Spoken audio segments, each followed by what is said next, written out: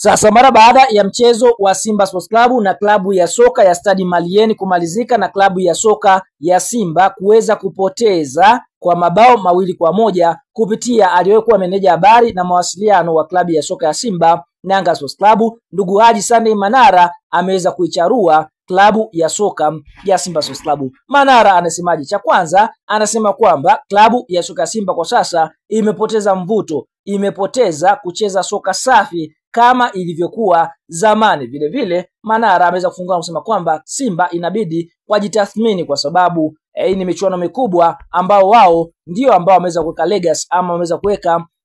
utawala wao katika michuano hii kufanya vizuri. Kwa hiyo Simba wajitathmini katika kipindi hichi, kwa maana kwamba wanatakiwa kurudi katika fomu yao ambao walikuwa wakifanya kipindi cha nyuma, kwa sababu wanaamini Simba ni klabu kubwa na